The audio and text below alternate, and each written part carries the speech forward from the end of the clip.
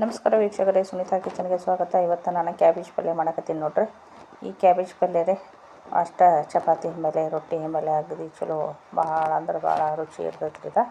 ನಾನು ಇವತ್ತು ಕ್ಯಾಬೇಜ್ ಪಲ್ಯ ಮಾಡಕತ್ತೀನಿ ನೋಡ್ರಿ.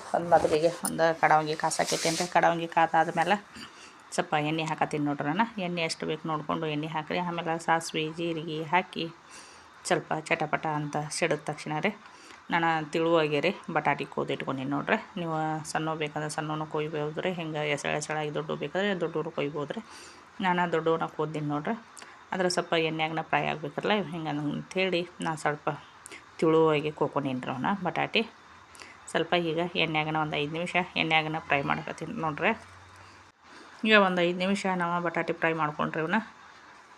ಈಗ ಸ್ವಲ್ಪ ಕಲರ್ ಚೇಂಜ್ ಆಗೋವರೆಗೂ ರೀ ಸ್ವಲ್ಪ ಫ್ರೈ ಆದ್ರೆ ಸಾಕ್ರಿ. ಈಗ ನೋಡ್ರಿ ಫ್ರೈ ಆಗಿದಾವಲ್ಲ, ಸ್ವಲ್ಪ ಈಗ ಕಟ್ ಮಾಡಿ ನೋಡೋಣ್ರಿ ಫ್ರೈ ಆಗಿದಾವ ಇಲ್ಲ ನೋಡ್ರಿ. ಚಾಕು ತೊಗೊಂಡು ಹಿಂಗೆ ಸ್ವಲ್ಪ ನಾವು ನೋಡಿದ್ರೆ ಗೊತ್ತಾಗ್ಬಿಡ್ತೈತೆ ರೀ ಬಟಾಟೆ ಈಗ ಎಲ್ಲ ಫ್ರೈ ಆಗಿದಾವ್ರಿ. ಈಗ ಉಳ್ಳಿಗಡ್ಡೆ ಹಾಕಾಕತ್ತೀನಿ ನೋಡ್ರಿ. ಉಳ್ಳಿಗಡ್ಡೆ ಹಾಕಿ ಸ್ವಲ್ಪ ಉಳ್ಳಿಗಡ್ಡೆನೂ ಅದ ಎಣ್ಣೆಗನ ರೀ ಈಗ ಫ್ರೈ ಮಾಡೋಣ್ರಿ. ಹಸಿ ವಾಸನೆ ಹೋಗೋವರೆಗೆ ರೀ ಉಳ್ಳಿಗಡ್ಡೆ ಫ್ರೈ ಮಾಡ್ಕೊಂಡಿವಿ ಅಂದ್ರೆ ಆಮೇಲೆ ಮೆಣಸಿನ್ಕಾಯಿ ಹಾಕ್ಬೇಕ್ರಿ. ಸ್ವಲ್ಪ ಹಸಿ ವಾಸನೆ ಎಲ್ಲ ಹೋಗಲ್ರಿ ಅದು.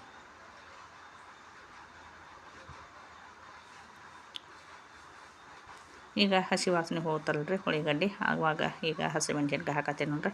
ಹಸಿಮೆಣ್ಸಿನ್ಕಾಯಿ ಬದಲಿ ರೀ ನೀವು ಕವನ ಖಾರ ಹಾಕಿದ್ರು ನಡಿತೈತೆ ರೀ. ಇಲ್ಲಕಂದ್ರೆ ಹಸಿಮೆಣ್ಸಿನ್ಕಾಯಿ ಖಾರ ಮಾಡಿ ಇಟ್ಕೊಂಡಿರ್ತಿರಲ್ಲ ಪೇಸ್ಟ್ ರೀ, ಅದು ಮಾಡಿದ್ದು ಹಾಕಿದ್ರು ನಡಿತೈತಿ. ನಾನು ಮೆಣಸಿನ್ಕಾಯಿ ಕಟ್ ಮಾಡಿ ಹಾಕಿದ್ದೇನೆ ನೋಡ್ರಿ. ಈಗ ಒಂದು ಟೊಮಾಟೆ ಹಣ್ಣು ಕಟ್ ಮಾಡಿ ಹಾಕಾಕತ್ತೀನಿ ನೋಡ್ರಿ. ಅದನ್ನ ಸ್ವಲ್ಪ ಈಗ ಚೆಂದಾಗಿ ಟಮಾಟೆ ಹಣ್ಣೆಲ್ಲ ಮೆತ್ತಗಾಗೋವರೆಗೂ ರೀ ಫ್ರೈ ಮಾಡೋಣ್ರಿ. ಈಗ ಕರಿಬೇವನ್ನ ಹಾಕಾಕತ್ತೀನಿ ನೋಡ್ರಿ. ಕರಿಬೇವನು ಅದ ಎಣ್ಣೆಯಾಗನ ಫ್ರೈ ಮಾಡ್ಕೊಂಡ್ರಿ ನಾವು.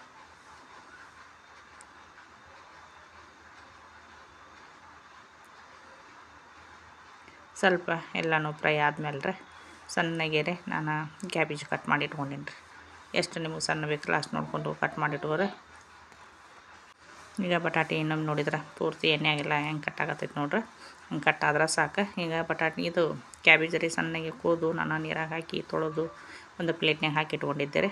ಅದನ್ನ ಈಗ ಎಣ್ಣೆಗೆ ಅದ ಮಸಾಲೆ ಇದು ಫ್ರೈ ಮಾಡಿ ಇಟ್ಕೊಂಡಿದ್ರಲ್ಲ ಉಳ್ಳಿಗಡ್ಡೆದು ಅದ್ರಾಗ ಹಾಕಿ ಮಿಕ್ಸ್ ಮಾಡಕತ್ತೀನಿ ನೋಡ್ರಿ. ಸ್ವಲ್ಪ ನೀರು ಹಾಕೋದು ಬೇಡ, ಏನು ಬೇಡ್ರಿ. ಸ್ವಲ್ಪ ನಾವು ಎಣ್ಣೆಯಾಗನ ಫ್ರೈ ಮಾಡ್ಕೊಂಡ್ರಿ. ಈಗ ರುಚಿಗೆ ತಕ್ಕಷ್ಟು ಉಪ್ಪು ಹಾಕಾಕತ್ತೀನಿ ನೋಡ್ರಿ. ಉಪ್ಪು ಹಾಕಿದಾದ್ಮೇಲೆ ಸ್ವಲ್ಪ ಅರಿಶಿನ ಹಾಕಾಕತ್ತೀನಿ ರೀ.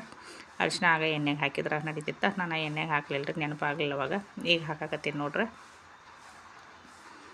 ಈಗ ಅರಿಶಿನ ಉಪ್ಪು ಹಾಕಿದಾದ್ಮೇಲೆ ಒಮ್ಮೆ ಚೆಂದಾಗಿ ಮಿಕ್ಸ್ ಮಾಡೋಣ್ರಿ. ಈಗ ಮಿಕ್ಸ್ ಮಾಡಿ ಅದ್ರ ಮ್ಯಾಲೆ ಒಂದು ಮುಚ್ಚಳ ಮುಚ್ಚಿ ಒಂದು 5 ನಿಮಿಷ ಇಟ್ಟಿವಪ್ಪ ಅಂದ್ರೆ ಪಲ್ಯ ರೆಡಿಯಾಗಿ ಹೋತು ನೋಡ್ರಿ ನಮ್ದು. ಈಗ ಪಲ್ಯ ಎಲ್ಲ ರೆಡಿ ಆಗೈತೆ ನೋಡ್ರಿ. ಲಾಸ್ಟಿಗೆ ಕೊತ್ತಂಬರಿ ಅಷ್ಟು ಹಾಕಿ ಇಲ್ಲಕ್ಕೆ ಹಸಿ ಕೊಬ್ಬರಿ ಇರ್ತೈತಿರಲ್ಲ ತುರಿದದ್ದು ಅದನ್ನು ನೀವು ಮಿಕ್ಸ್ ಮಾಡಿದ್ರು ಅದು ನಡಿತೈತಿ. ನಾ ಕೊಬ್ಬರಿ ಅದು ಏನು ಹಾಕತ್ತಿಲ್ಲ, ಲಾಸ್ಟಿಗೆ ಕೊತ್ತಂಬರಿ ಹಾಕಿದೆ ನೋಡ್ರಿ. ಪಲ್ಯ ರೆಡಿ ಆತ್ರಿ ನಮ್ದು. ರೊಟ್ಟಿ ಇಂಬಲೆ, ಚಪಾತಿ ಇಂಬಲೆ, ಅನ್ನದ ಇಂಬಲೆ ಎಲ್ಲದಕ್ಕೂ ಬರ್ತೈತೆ ರೀ ಇದು. ಯಾರೆಲ್ಲ ಹೊಸ್ದಾಗಿ ನನ್ನ ಚಾನಲ್ ನೋಡತ್ತಿರಲ್ಲ ಅವರೆಲ್ಲರೂ ಸಬ್ಸ್ಕ್ರೈಬ್ ಮಾಡ್ಕೊಂಡು ಚಾನಲ್ ನೋಡಿರಿ. ವಿಡಿಯೋಕ್ಕೊಂದು ಲೈಕ್ ಕೊಡಿರಿ. ವಿಡಿಯೋನು ಹೆಂಗೆ ಬಂದೈತೆ ಅಂಥೇಳಿ ಕಮೆಂಟ್ ಮಾಡಿ ತಿಳಿಸ್ರಿ ನೋಡ್ರಿ. ಈಗ ಎಷ್ಟು ನೋಡೋಕ್ಕೂ ಅಷ್ಟು ಚೆಂದ ಐತ್ರಿ, ಅಷ್ಟು ರುಚಿನೂ ಅಷ್ಟು ಚಲೋನ ಐತಿ. ಮತ್ತೊಂದು ವಿಡಿಯೋದಿಂಬಲ್ಲಿ ನಾನು ಸಿಗ್ತೀನಿ ರೀ. ನಮಸ್ಕಾರ ವೀಕ್ಷಕರೇ.